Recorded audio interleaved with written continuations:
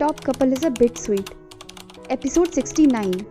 अगले दिन सुबह वैनी डायरेक्टर से बोली, डायरेक्टर ये आपकी जिम्मेदारी है, किसी भी हालत में सौंग्यान को यानुआ स्क्वायर आने मत देना, ठीक है?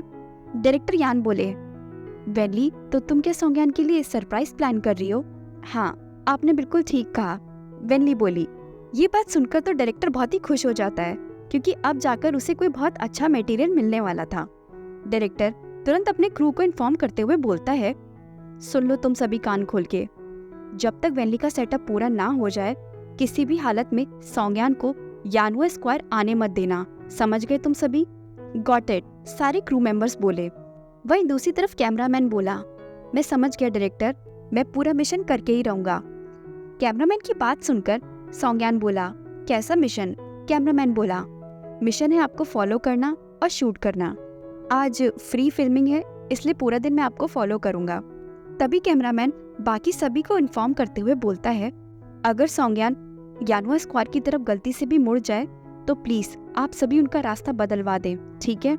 सौंग्यान कैमरामैन से बोला, आज बहुत ही तेज धूप है इसलिए स्क्वायर में काफी गर्मी होगी, एक काम करते हैं हम लोग टीचर ऑफिस की बिल्डिंग चलते हैं, ठीक है? ठीक है, कैमरामैन बोला। सौंग्यान की बात सुनकर कैमरामैन हैरानी से सोचता है, अजीब बात है, क्या मिस्टर सॉन्ग को किसी ने इन्फॉर्मेशन लीक कर दी है जो उन्होंने इस तरह अपना रास्ता बदल लिया? वहीं दूसरी तरफ हमें दिखाया जाता है कि स्क्वायर में वैली कैंडल्स को सेटअप कर रही थी। वैन बोली, सिस्टर क्या मैं आपकी कोई हेल्प करूं? वैनली बोली, नहीं मैं खुद ही करूंगी सब कुछ। तभी वैनली सोचती है, ठीक उसी तरह जिस तरह सौंग्यान ने किया था मेरे लिए। फिर वैनली बहुत ही मेहनत और लगन से अच्छे से सारी कैंडल्स को और फायरवर्क्स को अरेंज कर देती है। सब कुछ ठीक तरीके से अरेंज हो जाने के बाद वैनली बहुत ही खुश होते हुए बोलती है, फाइनली मिशन कंप्लीट हुआ। तभी वैनली सोचती है, लेकिन कैंडल्स को जलाने के बाद मैं आगे क्या बोलूंगी सौंग्यान से? तभी वैनली वैन से बोली, वैन तुम जाकर कार से वाइन ले आओ। वैन बोली, लेकिन सिस्टर रिकॉर्डिंग के टाइम ड्रिंक करना अच्छी बात नहीं होती।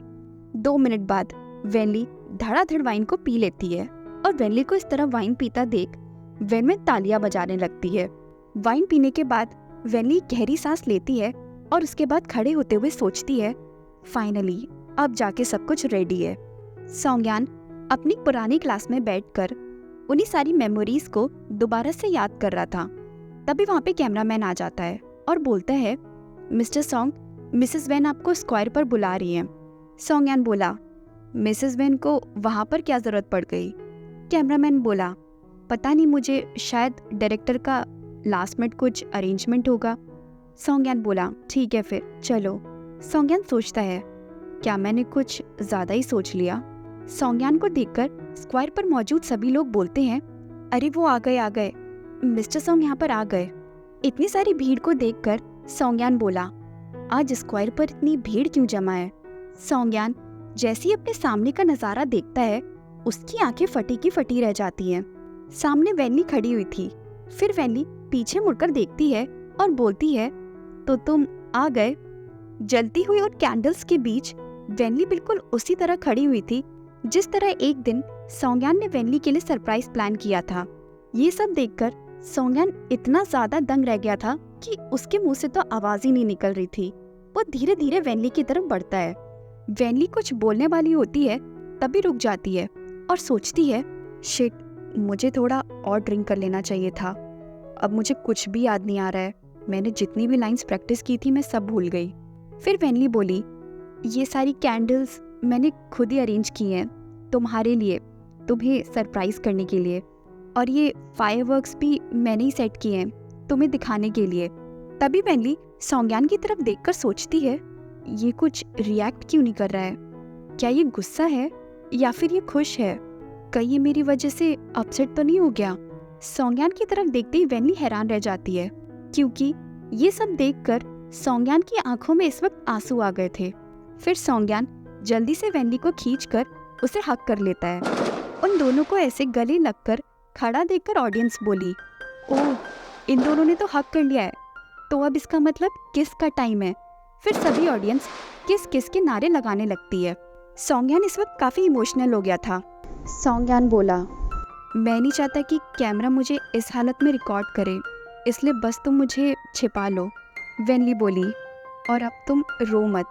सौंज्ञान रोते हुए बोला, ये सब तुम्हारी गलती है, आखिर तुम करना क्या चाहती हो। फिर वेनली सौंज्ञान के माइक को ऑफ कर देती है। डायरेक्टर बोला, इन लोगों ने माइक को ऑफ क्यों कर दिया? चलो कोई बात नहीं, सीन की रिकॉर्डिंग करना भी काफ़ी है, बस तुम दोनों अच्छे से शूट करना, ठीक है? वेनली बोली, सीनियर, बहुत ही लंबे टाइम से आप मेरा क्रश हो, मैं आपको बहुत पसंद करती हूँ, तो क्या आप मेरे बॉयफ्रेंड बनोगे? वेनली का अचानक से प्रपोजल सुनकर सौंज्ञान तो हैरानी रह जाता है। वेनली आगे बोली, अब आप ऐसे खड़े क्या हो, चुपचाप जल्दी से जवाब दो। फिर सौंज्ञान वेनली को अपने पास लाते हुए बोला, बिल्कुल, इट्स माई प्लेजर। और इस तरह सौंज्ञान का वो अधूरा प्रपोजल आज वेनली पूरा कर ही देती है। डायरेक्टर बोला, सबने बहुत मेहनत करी और अब सब जाके आराम करो। वही सौंज्ञान आराम से बेंच पर बैठा हुआ था। तभी वेनली भी सौंज्ञान के पास आकर बैठ जाती है और बोलती है, इस तरह यहाँ अकेले बैठकर तुम ऐसा क्या सोच रहे हो? सौंज्ञान बोला, मैंने कभी भी नहीं सोचा था, जिस स्क्वायर की मेमोरी इतनी खराब थी मेरे मन में, वही स्क्वायर की मेमोरी आज मेरे लिए सबसे ज़्यादा खूबसूरत बन जाएगी। वेनली बोली, तो फिर तुम्हें मेरा सरप्राइज कैसा लगा? अच्छा लगा? सौंज्ञान बोला, हाँ, बहुत अच्छा लगा। वेनली आगे बोली, मैं ऐसे दूसरों का फ़ायदा नहीं उठाती और मेरा मानना है रिलेशनशिप में एफर्ट्स दोनों तरफ से बराबर होने चाहिए। तुमने हमेशा मुझे इतना प्यार किया, इसलिए मेरा भी फ़र्ज़ बनता है कि मैं तुम्हें उतना ही प्यार वापस दूँ। फिर वेनली सौंज्ञान के कंधे पर सिर रखकर आगे बोलती है, मैंने हमेशा ही बहुत गलतियाँ की हैं, जैसे अपने रिलेशनशिप को सीरियसली नहीं लिया, तुम्हें इग्नोर किया, लेकिन अब मैं पूरी कोशिश करूँगी हमारे इस रिश्ते को अच्छे से निभाने की, तुम्हें बहुत सारा प्यार देने की। ठीक है, सौंज्ञान बोला। तभी पीछे से वेनवेन आ जाती है और बोलती है, सिस्टर, मिस्टर सॉन्ग, वापस जाने का टाइम हो गया है। वेनली बोली, हाँ ठीक है, हम अभी आए। तभी डायरेक्टर यान का वेनली के पास कॉल आता है। वेनली बोली, हेलो डायरेक्टर यान, कुछ प्रॉब्लम है क्या? डायरेक्टर यान बोले, नहीं कोई प्रॉब्लम नहीं है, मैं बस ये बता रहा था कि आज की शूटिंग बहुत ही ज़्यादा अमेजिंग हुई है। आज हमने बहुत सारे अच्छे अच्छे सीन्स रिकॉर्ड किए हैं। वेनली अपनी तारीफ करते हुए बोली, वो तो होना ही था, मैं इतनी अच्छी एक्टर जो हूँ। डायरेक्टर बोला, हाँ तुमने बहुत अच्छा किया, बस तुम्हारा तरीका थोड़ा ओल्ड फैशन था, मॉडर्न नहीं था। ओल्ड फैशन सुनते ही वेनली उदास हो जाती है और सौंज्ञान से बोलती है, मिस्टर सॉन्ग, मैंने तो वही किया था जो आपने मैगजीन में लिखा था। सौंज्ञान बोला, सॉरी, अब क्या करूँ, मैं ही इतना ओल्ड फैशन हूँ। फिर वेनली खुद को डिफेंड करते हुए आगे बोली, डायरेक्टर यान, आजकल यंग लोगों के रोमांस के बारे में आपको कुछ भी नहीं पता है। फिर वेनली सौंज्ञान के चीक्स को टच करते हुए आगे बोलती है, आफ्टर ऑल मिस्टर सॉन्ग को आज का मेरा सरप्राइज बहुत पसंद आया और मेरे लिए इतना ही काफ़ी है। डायरेक्टर यान बोले, पसंद आया? कहाँ से? मुझे तो ऐसा नहीं लगा। अगर मैं सौंज्ञान की जगह होता ना और मेरे लिए मेरी वाइफ इतना अच्छा सरप्राइज प्लान करती तो मुझसे तो रुका ही नहीं जाता। मैं उसे पहले तो हक करता, उसके बाद उसे खूब सारी किसेस करता। और तुम दोनों ने क्या किया? सिर्फ एक हग, वो भी बहुत मुश्किल से, उसके बाद सब खत्म। ये सुनकर तो वेनली बेचारी और भी ज्यादा परेशान हो जाती है। डायरेक्टर आगे बोले, तुम्हें तो ऐसे प्रोग्राम्स का एक्सपीरियंस है ना, तो तुम्हें अपने हस्बैंड को सिखाना चाहिए कि कैमरे के सामने इतना फीका फीका रिस्पॉन्स ना दिया करे। वेनली बोली, आसपास इतने सारे छोटे बच्चे थे तो हमें उस बात का भी तो ख्याल रखना था ना, और छोटे बच्चों के सामने ये सब करना ठीक नहीं रहता। प्लस अगर हम किस कर भी लेते तो भी वो सीन कट कर दिया जाता, इसलिए उसका तो कोई पॉइंट बनता ही नहीं है। और अब आप मुझे इरिटेट करना बंद कर दीजिए, मैं एक हक से भी बहुत खुश हूँ। डायरेक्टर यान भी चिढ़ते हुए बोले, किस करना तुम्हारा बिजनेस है और सीन को कट करना हमारा, इसमें कोई प्रॉब्लम है तुम्हें? और तुम दोनों को तो खुद ही नहीं पता कि रोमांस क्या होता है। छोड़ो। हेलो, फोन, तुमने फोन कैसे काटा? वेनली डायरेक्टर का फोन तब तक काट चुकी थी। थोड़ी देर बाद वेनली और सौंज्ञान दोनों अपने अपार्टमेंट पहुंच चुके थे। वेनवेन बाय करते हुए बोली, कल के लिए हमें फिर से बहुत मेहनत करनी है, इसलिए अब आराम करने की ज़रूरत है। सिस्टर, मैं आपसे कल मिलती हूँ, बाय। वहीं वेनली सोचती है, लेकिन डायरेक्टर यान गलत भी तो नहीं बोल रहे थे। वो 50 साल की उम्र में भी अपनी वाइफ के लिए कितने पैशनेट हैं, लेकिन सौंज्ञान तो। वेनली आगे सोचती है, ये बात तो सही है कि सौंज्ञान को मेरा सरप्राइज बहुत पसंद आया था, जिसकी वजह से उसके आंसू भी निकल आए थे। लेकिन अगर इस पार्ट को हटा दिया जाए, इसके अलावा उसका रिएक्शन बहुत ही नॉर्मल सा था। अगर मैं सौंज्ञान की जगह होती और प्रपोज करते टाइम मुझे ये पता चलता कि वो मुझे कब से लाइक करता है, तो मैं तो उसे तब तक किसेस करती जब तक वो बेहोश ना हो जाए। इसका रिएक्शन तो सच में कितना फीका सा था। कोल्ड जूजेंग कोल्ड हस्बैंड में बदल गया है। ऐसे तो जिंदगी कितनी बोरिंग हो जाएगी। तभी दोनों रूम के अंदर आ जाते हैं। वेनी सामान रखते हुए बोली, मिस्टर सॉन्ग, वैसे मुझे लगता है कि डायरेक्टर यान ठीक ही बोल रहे थे। सौंज्ञान अच्छे से दरवाजे को लॉक कर देता है।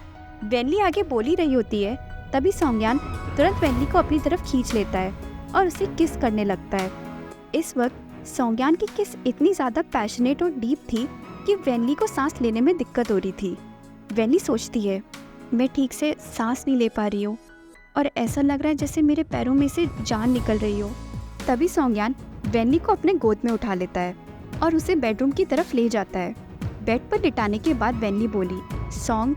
तभी सौंज्ञान अपने शर्ट के बटन खोलते हुए बोलता है, सॉरी, मैंने अभी तक कैसे कंट्रोल किया है ये मैं ही जानता हूँ। तुम्हें जो भी बोलना है इसके ख़त्म होने के बाद बोलना। अगर आपको ये स्टोरी अच्छी लग रही है तो प्लीज़ चैनल को सब्सक्राइब और स्टोरी को लाइक एंड शेयर करना ना भूलें। Thank you.